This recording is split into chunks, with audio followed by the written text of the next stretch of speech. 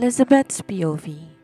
I looked at Hector and Eleanor through the side eye. They did not notice my presence dahil medyo may kalayuan ang pwesto nila sa lamesang kinaroroonan namin.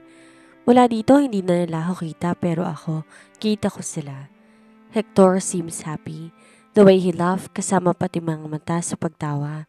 Parang may asidong nananalaytay sa akin. Ang dami kong tanong na hindi ko may satinig. Walang imik na akong lumabas sa restaurant at bago ko makapasok ng sasakyan ko, muli ko silang tinanaw mula rito sa parking. They are still busy talking. Nakagat ko ibabang labi ko para pigilan ang kung ano sa akin, kaya pumasok ako ng sasakyan at binuhay ang makina. Bala ko pa sanang bumalik sa office pero dahil masyado ng pagod ang isip ko, napagdesisyonan kong umuwi na lang. Masyado ba ako naging bukas ng isipan kaya ito ang resulta? Masyado nga ba ako nagpakampante? Hindi ko na nga napigilan ang pag-alpas ng mga luha ko.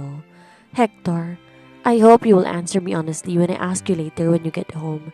At gusto kong sabihin mong si Eleanor ang kamiting mo para maibsan tong kasalukuyang iniisip ko sa'yo. Pabagsak akong nahiga sa kama at itinakip ang mukha sa unan. I cannot explain the pain I'm feeling at this moment. Parang bumalik lang sa unang pakiramdam ko. Pakiramdam na parang ako ang nakikihati. But he assured me that he loves me, right? Yun nga dapat ang pinanghahawakan ko. Ngunit taliwas ang nasaksihan ko sa gusto kong paniwalaan. Kung iisipin, kailanman di mo talaga pwedeng diktahan ng tao sa kung ano ang gustong gawin niya. Gagawin niya ang nais niya, taliwas man yon sa salitang binitiwan niya.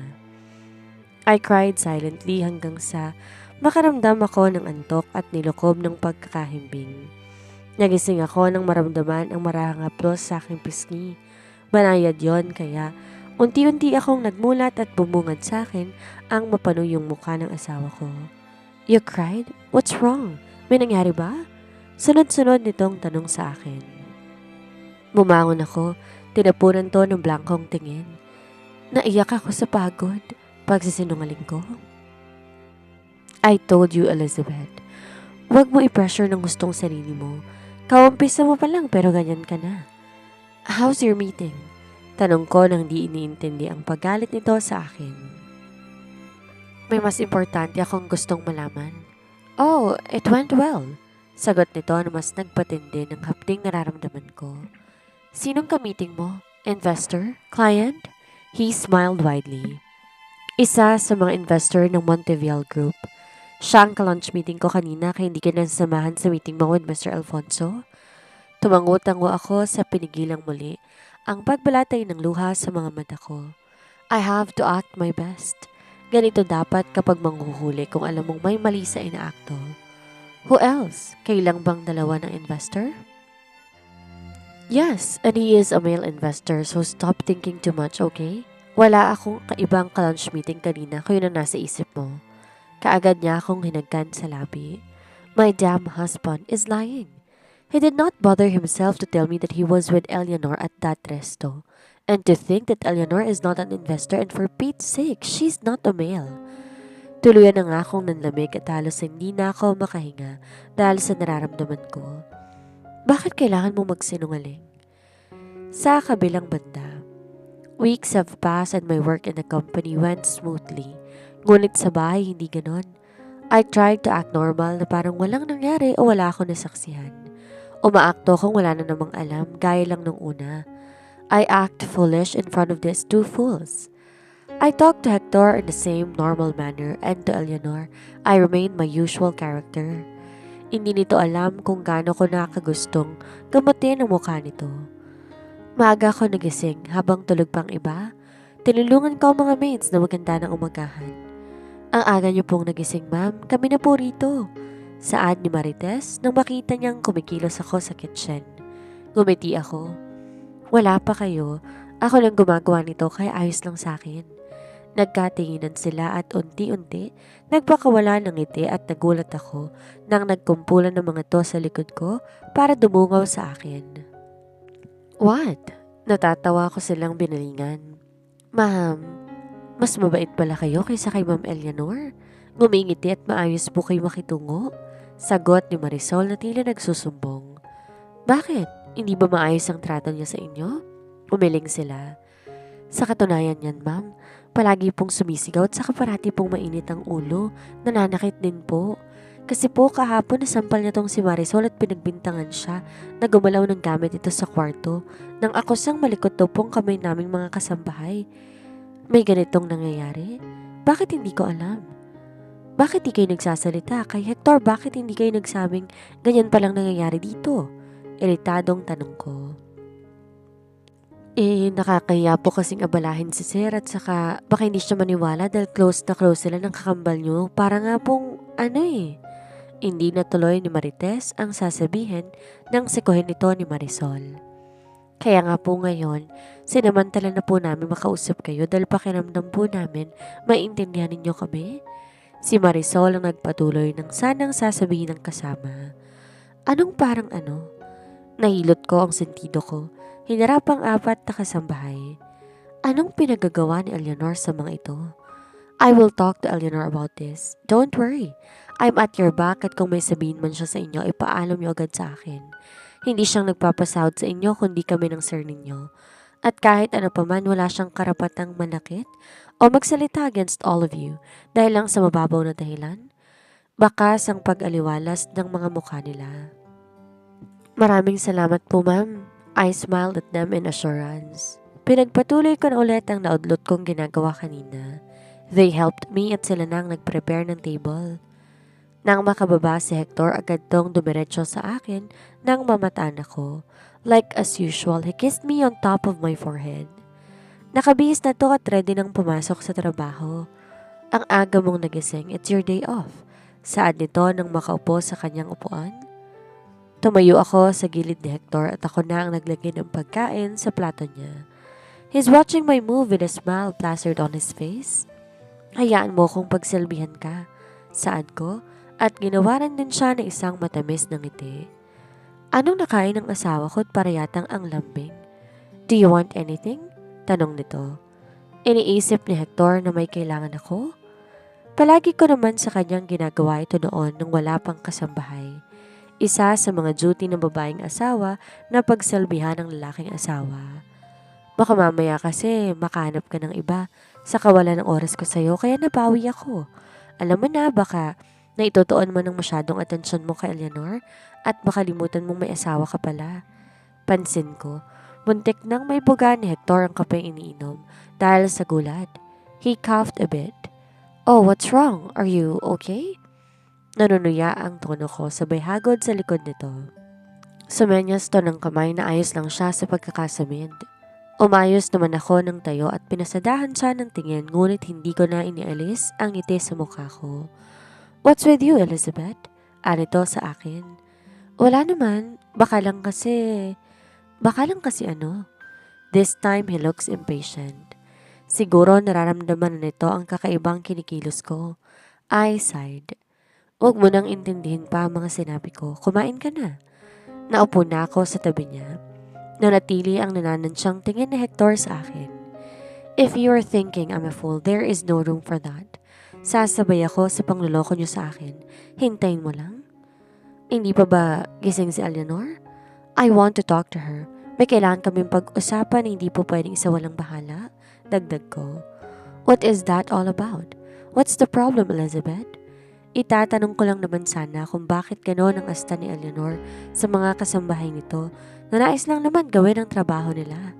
I informed him. Nagsalubong ang kilay ni Hector. Dumako ang tingin sa gawin ng apat na babae sa likuran ko. What about them? He asked in curiosity. Nagalit si Eleanor. Nang bintang at nanampal, yun lang naman. He looked shocked at bahagyang umawang ang bibig at muling pinasadahan ang mga kasambahay sa likuran ko. Bakit hindi kayo nagsasalita? May ganyan na palang nangyayari. His voice boomed in the dining area kaya't napasinghap ang mga ito. Kasi sir, ano po? Kahapon lamang po nangyari yung pananakit ni Ma'am Eleanor kay Marisol. Pinagbintangan po kasi ni Ma'am Eleanor ito na kumuha ng isang pares ng mamahalin niyang higaw. Pero nalaglag lang daw po sa ilalim ng tukador. Paliwanag ni Marites. Nakayoko ang mga ito habang ako patuloy sa marahang pagkain. I'm waiting for the crazy princess na magising at bumaba na para mag-umagahan. Kagaya ng reaksyon ko kanina, nahilot ni Damsel ang kanyang sentido. Tinatansya ang inihayag ng mga ito. Mas naniniwala pa ako sa ibang tao na to kaysa sa sarili kong kapatid. Akala ko na magkita kami bago pa ito mangyari. Lahat ay nag-mature at naging malawak na ang pag-iisip nito. Ayun naman pala mas lalong lumala, kumipot at committed. Pagsabihin mo yung kapatid mo, Elizabeth, ikaw na ang bahalang kumausap. Baka kung ano pa yung masabi ko. Utos ni Hector sa akin habang umiinom ako ng tubig. Mariin lang akong nakatitig sa kanya, sabay baba ng baso. Ayaw mong kausapin? For sure, kapag ikaw makikinig yun sa'yo, babait ng bigla just to please you, I said in sarcasm. What are you pointing out, Elizabeth? Wala naman. All I'm saying is kapag ikaw ang kumausap bukod sa akin, sigurado kong makikinig siya. Kahit ayaw ni Eleanor, aayos ang pakikitungo nito sa tao. Ganun naman talaga siya pagdating na sa'yo. His jaw clenched. Hindi nito inalis ang tingin sa akin at pinangibabaw ang tensyon sa pagitan naming dalawa. Good morning, everybody! Nangibabaw ang boses ni Eleanor sa buong dining area dahil hyper agad ito umagang-umaga pa lamang. Sinulipan ko lang to ng bahagya at di na nalingon pa. Tahimik akong kumain, ganun din si Hector. Nagpalipat-lipat ang tingin sa amin ni Eleanor. Bakit mga seryosong mga mukha ninyo? Maaga pa lang pero mga bad vibes na agad kayo? Puna nito sa amin. Hector wiped his mouth at saka nito nilingon ang kakambal ko at makahulugan itong tiningnan. Eleanor, ano tong narinig kong pinagagagawa mo? Ha? Eleanor looks clueless. What? You mistreated the maids. Why did you do that to them? Bakas ang pagkabigla sa kakambal ko. Napabuntong hininga ko at napakamot ng kilay tsaka ako bumaling sa kanila. Ikaw bang nagpapasahod sa kanila para mangganon ka? Hindi pwede yung ugali mong ganyan dito, Eleanor. Matuto kang makisama at makibagay. Mariing sigaw ko rito. Ganito dapat makipag-usap sa kagaya ng kapatid ko.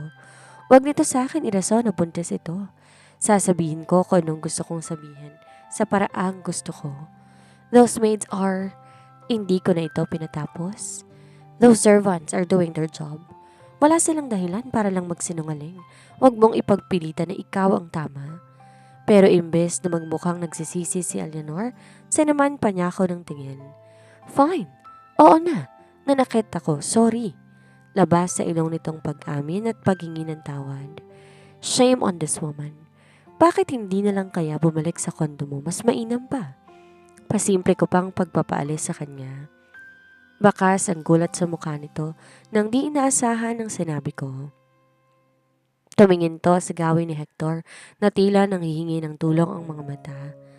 Elizabeth, Eleanor is pregnant. Walang titingin sa kanya doon. Sabat ni Hector upang baguhin ang gusto kong mangyari. Nagpalipat-lipat ang tingin ko sa kanilang dalawa. Now it is really obvious. Nang matapos akong kumain, kaagad na akong umalis. Di na ako nagsalita, tinutok na lang sarili sa trabaho. Nagkulong ako sa study room maghapon at hindi na ako sumabay sa kanila sa tanghalian. Nagpadala lang ako ng lunch kay Marisol at dito na ng halian. Sinubukan akong kausapin ni Hector pero ayoko makipag-usap. Bagay na ganitong kumukulong dugo ko. Siguradong aapaw ang galit ko anumang oras kaya hindi ako humaharap. Ma'am, dito pa rin po kayo magdi-dinner? May pag-aalangan sa boses ni Marisol nang ipatawag ako ni Hector para sa hapunan. He did not bother to check on me. Bring my dinner here. Marami akong tinatapos. Ayoko nang bumaba. Tabang kong utos kay Marisol na mukhang may gustong sabihin. Ma'am Elizabeth, wala na po si Ma'am Eleanor. Umalis na. Baka raw po hindi niyo talaga gusto siya rito kaya umalis na po siya. Bit-bit ang mga gamit. Napaawang kaagad ang bibig ko. Umalis na si Eleanor? Sigurado ko akong lalabas itong masama. Magsusumbong to panigurado sa mga magulang namin at wala naman akong pakialam ron kung magagalit sila. Kapatid na nangaharot ng asawa ng kapatid? Is it normal? Ano kayang magiging reaksyon nila kung malalaman din nila ang lahat ng ito? Nagulat si Marisol sa biglaang pagtayo ko. Huwag mo nang dalhin ang dinner ko rito at bababa na ako. Saad ko at lumabas na ng study room. Pagkababa ko, naabutan ko si Hector na mag-isang naghihintay sa hapag. Seryoso niya akong sinulubong ng tingin. Naupo na ako sa pwesto ko. Eleanor left already? Tanong ko rito. He sighed and nodded. Yeah, she doesn't feel welcome anymore. Galit ka kasi pinaalis ko? Aniya ko ulit. How did you become selfish to your pregnant sister, huh? Pinaalis mo kahit alam mong buntis. Gusto mo yata na duguin na ng kapatid mo. Oh, bakit parang kasalanan ko? Teka, ako ba talagang selfish dito? Tingin mo, ako talaga? Ako, Hector. From selfless to selfish. Really? His jaw clenched. You are becoming selfish because of that damn jealousy, Elizabeth. Hindi mo na naiisip ang lagay ng kapatid mo. Bakit parang bumaliktad na?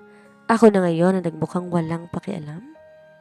Sana rin naman nakikita nila ang sarili nila sa mga pinagagagawa kaya ako nagkakaganito. You are impossible, Hector. How dare you say that? Ako pa ang walang pakialam? Ngayon sige, tatanungin kita. Nasa na yung sinabi mo na uunahin mong nararamdaman at iniisip ko? Nasa na yun? Kung ako I became selfish, then you became insensitive. Mulyaw ko at padarag na tumayo dahilan ng paglikha ng ingay ng silyang muntik matumba. Natigilan to matapos marinig ang sinabi ko at bahagyang umawang ang bibig. Wala na akong pakialam kung may mga kasama kami ritong nakakarinig sa pagtatalo namin mag-asawa. I don't care about it. Ako na ngayon ang masama at literal na kontrabida. Tingin na sa akin makasarili at wala nang pakialam? Ano? Sabihin mo. Di ka makapagsalita kasi ano? Totoo, di ba? Totoo nila ako yung selfish. Ikaw naman insensitive. Simula nang dinuguyang si Eleanor, nagbago ko Parang deja vu. Merong harang ulit sa pagitan nating dalawa. Para na naman akong may kahati sa'yo. Puno ako ng hinanakit. Where are you coming from, Elizabeth? Bakit kanya na lamang lumalabas sa bibig mo? Do you have a basis? He asked in disbelief. Where am I coming from? Sa mga sinasabi ko, ha? Do I have a basis? What damn questions? Alam nito sa sarili ko anong pinagtutungkulan ko, pero eto siya. Piniling wag maang-maangan sa mga sinasabi ko. Kung basis lang naman, meron. Kilos pa lang, hindi pa ba sapat na basihan yon? Idagdag pa na magsinungaling ito noong nakaraan. Sinabing investor ang ka-lunch. Yan naman pala lunch date with Eleanor. Basis ba, Hector?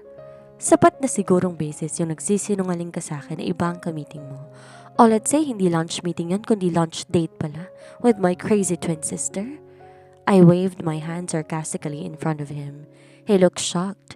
Ganun ba talaga kamulala ang tingin nito sa akin sa pag-aakalang hindi ko yun malalaman?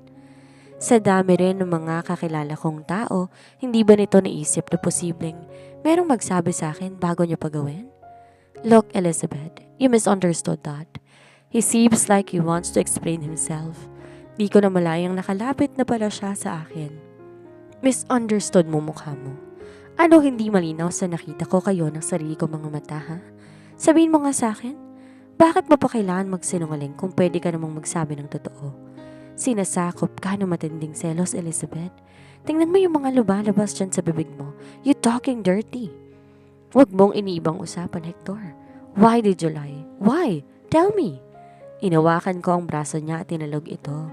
Hindi ko itatangging sinasakop ako ng matinding selos hanggang ngayon.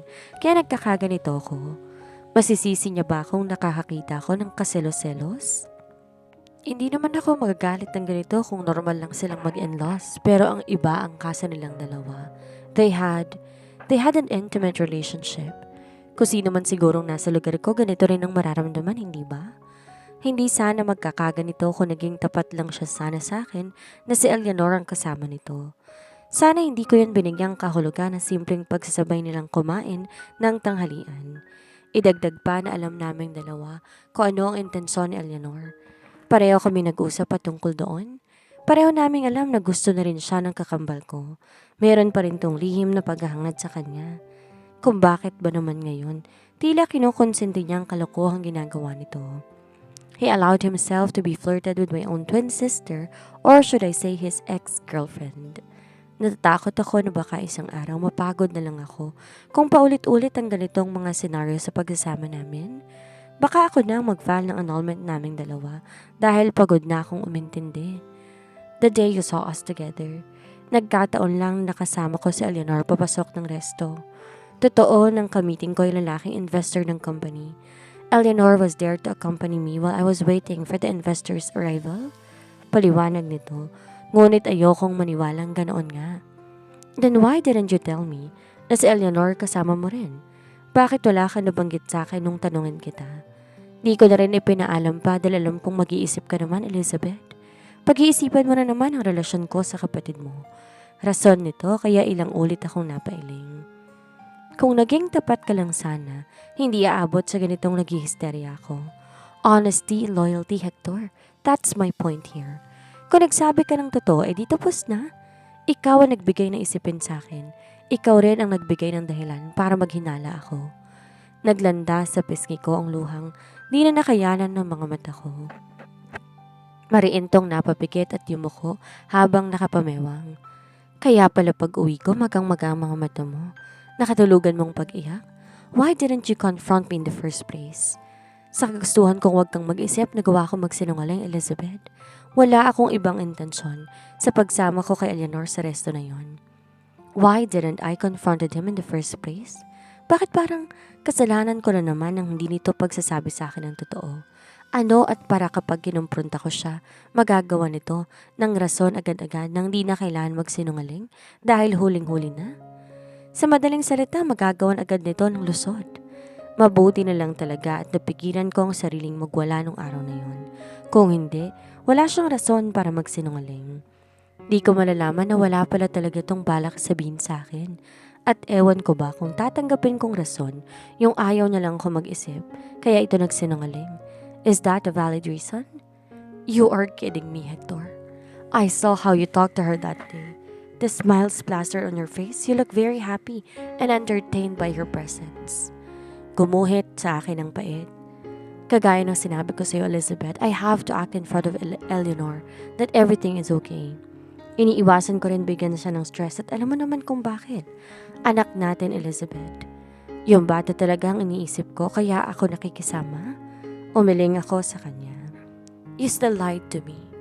Alam mo kung gaano ako maapektuhan sa simpleng galawan yun ni Eleanor. Pero imbes dumistansya ka, kinukonsente mo ba? Dahil sa ginagawa mo, mas binibigyan mo siya ng dahilan para manghimasok lalo sa buhay natin. Alam ko na alam ni Hector ibig kong sabihin. Hindi lamang tungkol sa pagsinungaling niya sa akin, kundi sa marami pang mga bagay na talagang kapansin-pansin. Kasalanan to ng desisyon mong gawin siyang surrogate, Elizabeth. Noon ko pa sinabi sa'yo na po pwedeng mangyari to kinalaunan, pero hindi ka nakinig. You still insisted kahit marami na kaming tutol.